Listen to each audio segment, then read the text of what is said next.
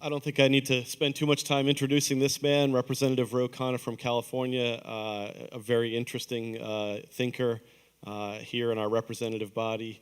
I'm Will Ruger from the Charles Koch Institute, and very happy to have you all here today. So we're going to just jump right into it. And I really appreciate General Petraeus coming and talking to this audience. I think it's great for civil discourse to have different views wrestling with these important ideas. But we're going to take a little bit of a different approach.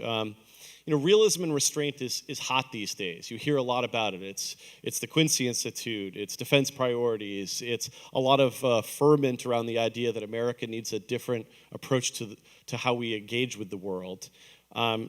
So I'd ask you, Representative Khanna, let's start out with the question of why we even need to think about something different. In other words, what's wrong with the status quo? What's wrong with what's been happening over the last 20, 30 years that makes people like me and you think that we need something different than what we just heard and that we often hear in Washington? Well, thank you for inviting me. Thank you for your work. I respect General Petraeus' service to our country. I was, though, as I was listening to him, wondering, I thought the title of this conference is A New Vision for American Foreign Policy. And I was wondering when he was going to say something new that we haven't heard for the last 20 years.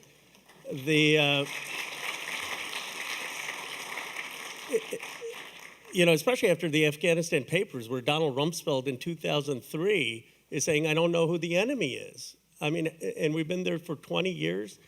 Look, let's just start with some basic facts. Al-Qaeda was in 3 countries before 9/11. 3 countries, Afghanistan, Pakistan, and Bosnia. It's now in over 23 countries. When I heard General Petraeus, what would he have us have war like we did in Afghanistan in every place that Al-Qaeda has spread? I mean, we know that has not worked. Taliban today controls 70% of the territory in Afghanistan. What do we have under control? Before the surge in 2008, it controlled 40%. And when you look at some of the failures in Africa, I mean, it's not that people like me who are restrained are talking about disengagement, but let's be very blunt. I mean, I was just with the speaker in Belgium about what caused those failures in Africa. How about Belgium with the most cruel colonialism we've ever seen in the Congo? You want to talk about these failed states? Half of them were British colonies. Why don't we talk about European reparation to Africa and start listening to African leaders and help economic development in Africa if we really want to help solve some of these issues? So I think the model of thinking that we're going to bomb our way out of terrorism is just proven to be false. Yeah, I mean, we talked a lot about Afghanistan. You mentioned Africa. I mean, think about Libya, right? Libya, Iraq, Afghanistan, Yemen, so many places where American military power seems actually to be undermining our national interests. So maybe you could talk a little bit about some of those other cases, in particular about how our engagement has hurt our country's vital interests. Well, China, which has an atrocious human rights record, and I'm not in any way saying that our society is in any way equivalent, but China hasn't been in a war since 1979. They've been putting all their resources into high-speed rail, into building new universities, into developing things like Huawei, which we're now complaining about. We've been in 40 conflicts. It's cost our nation trillions of dollars. I mean, on a very simple level, do you think it would have been better to have every person in this country get a public education, develop our infrastructure, develop broadband, develop alternatives to Huawei, take the lead in quantum computing and AI, or to be enmeshed in these wars? Here's what I don't understand from a purely, forget the moral perspective. I mean, the entire economy of the Middle East is 3.5%. I think you may have made this point at one of these dinners. Iran's GDP globally is 0.44%. What are we thinking? In a country with 21% of global GDP, where China is probably the rising challenge economically, and we're obsessed about what we're doing in Iran. And by the way, the Strait of Hormuz, China, Japan, and South Korea are far more dependent on that oil than we are. We get 18%. They get 65%. Give me a break. They're not going to shut off the oil going to China, South Korea, or Japan. They're just laughing that we're bearing all the cost and they're getting off scot-free. So how do we combat this threat inflation that you're bringing up here, where people see, monsters to destroy all over the globe? And And John Quincy Adams warned us about this, 200 years ago, and that's why it's a great name for this new institution. How do we avoid this? I mean, do we just need more, representatives like yourself out there? Do we need more people warning about this problem? I mean, what can be done? Well, first, I think every member of Congress should read John Quincy Adams. He's more eloquent than all of us put together, and the reason is because he's not just arguing for restraint as cultural relativism. He says, look, American aspirations of liberal democracy are really good, and we should be offering our hopes, our prayers, our benediction, our economic even assistance to people who are freedom-loving. But what happens when you go in with a military intervention to reshape society, then you may be seen as a dictatorial force because you don't understand all the ambitions and all of the intrigue that actually is driving the politics locally. So it was a very clear-headed view. It was not a view of relativism. It was a view of the limits of military power to reshape societies. And I think that lesson is more relevant today than ever before. Fortunately, there's a growing consensus in Congress that these policies have not just been harmful in seeing the spread of terrorism, but have really left us in a place where we aren't being able to build the human capacity, the investments domestically that we need. Right. And one of the interesting things about Adam is that positive vision, right? It's we can be an exemplar to the world. We could try to perfect our liberal democracy here at home. And I know people like you and others, are trying to do that with criminal justice reform and protecting our First Amendment rights, for example. But we really need to focus on some of those bigger domestic problems, and that's what's been really distracting us. So in terms of how we move to something where we could pay more attention to some of these problems here than those monsters abroad, what is a positive vision of realism and restraint that you hold and that you believe really could excite Americans around this banner? I want people in the world to look at America and for us to be a model of becoming a truly multicultural, multiracial, liberal democracy, and for them to say, wow, our culture, our art, our technology, our writings reflect those values. I don't want them to think the first thing when they think about the United States is our military or bombs. I mean, that would be an engagement. And I want us to lead in helping solve problems, in helping move science forward, in helping fight disease, in helping tackle climate change, in helping shape international institutions to tackle humanity's biggest challenges. That, I think, is a true vision of American leadership. And no one is saying, of course, if we're attacked, we reserve the right to defend ourselves. And there was a fair, broad consensus that the initial strikes on Afghanistan were justified. But 20 years later, no one said that we were trying to reshape Afghanistan society. I mean, think about it. If the British couldn't do it, if they had to have the Durand Line because they couldn't go into Afghanistan, if the Soviets couldn't do it, you think the United States sitting here was going to do it? And then one of the things that I find particularly a false argument is people say, well, we want to protect the rights of women and children. Of course we want to protect the rights of women and children. Of course that's a good thing.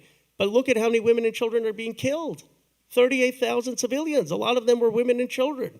Every day we stay, there are more women and children being killed. What you want to protect women and children, the first thing you should do is stop the violence. Yeah, a lot of people...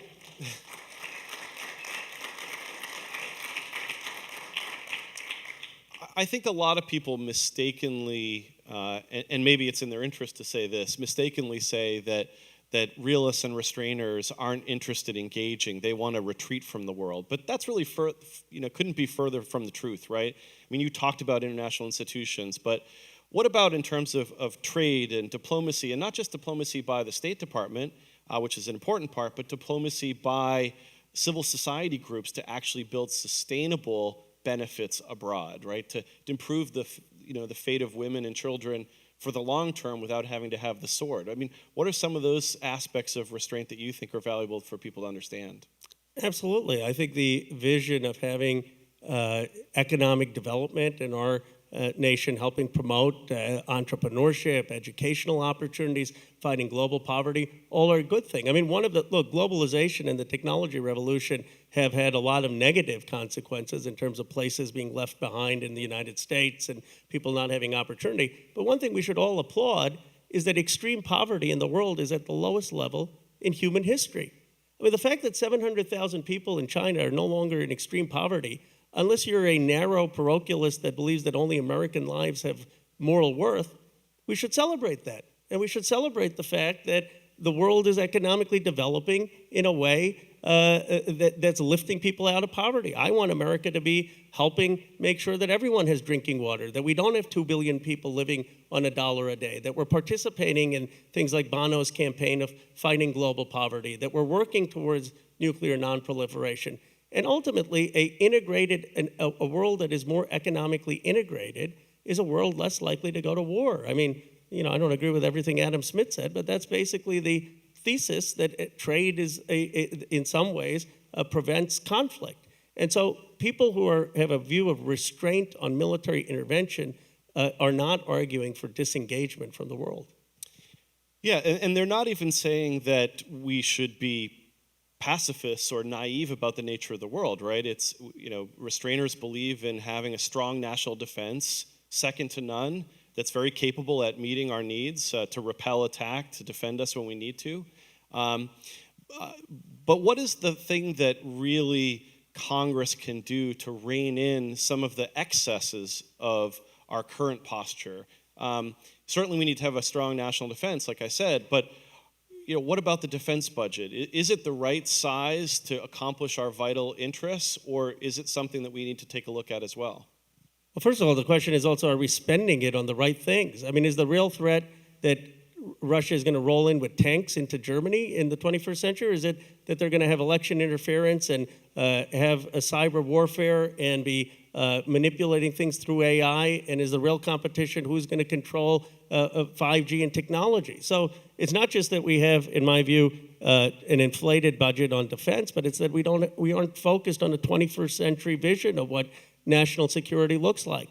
The second thing is Congress ought to exercise our power of the purse. I mean, I'm not recommending what Germany does, though I was struck that in Germany, the Bundestag has to authorize every single deployment of troops. So if they want to increase troops from 7,000 to 8,000 in Afghanistan, you actually need the Congress to authorize that. How about we just start by authorizing war in the first place?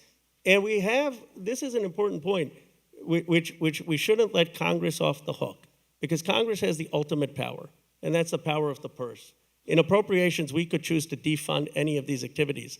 The Vietnam War ended because Senator Frank Church had an amendment that was very popular, and Nixon knew that amendment would pass if he didn't pull the troops back. And the amendment said we're going to defund any activity in Vietnam other than safe withdrawal of our troops. Congress could do that in any conflict today. So it's been an abdication by the president in terms of coming to Congress, but it's been Congress unwilling to cast tough votes because they don't want to be seen as weak on national security. The funny thing is the only people who think they're weak on national security are here in Washington, D.C. Out in the country, people get this. Ask them, do you want health care? Do you want your kids to go to college? Do you want infrastructure? Or do you want us to be in 25 places around the world fighting terrorism and running around and chasing terrorists? I don't know what polls Petraeus is talking about. I hope the candidates run on that from the Republican side. I mean, I know Koch won't, but that's a losing message, let me tell you. Yeah, I mean,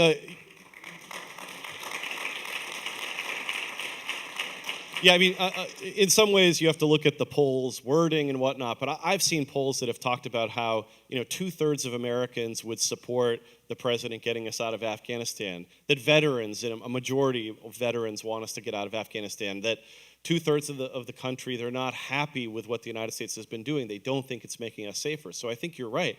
And in fact, I think actually that it's heartening to see political leaders from across the spectrum stepping up and trying to represent, I think, the forgotten men and women of the country who aren't excited about debt and deficits spending because of, in many ways, because of our defense spending, the kind of blood and treasure, especially the sacrifice of our veterans. So I think you're onto something there, and that's what I wanted to kind of get to in terms of what next, right? So in many ways, we need to have the United States Congress step up and play its proper role, right? Article 1, Section 8, that crazy part of the Constitution that actually empowers you to make the tough decisions. And you're saying that Congress has been abdicating that.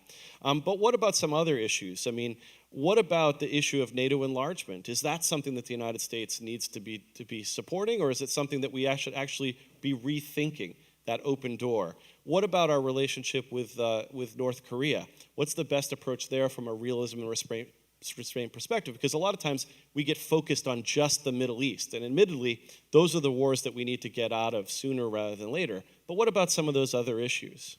Well, let's take North Korea. I had the great honor of meeting with President Carter about 9 months ago, and he talked about how he had negotiated in 1994 an entire framework for denuclearization with Kim Jong-un's grandfather, and that he believes Kim Jong-un would be for denuclearization based on the legacy of his grandfather.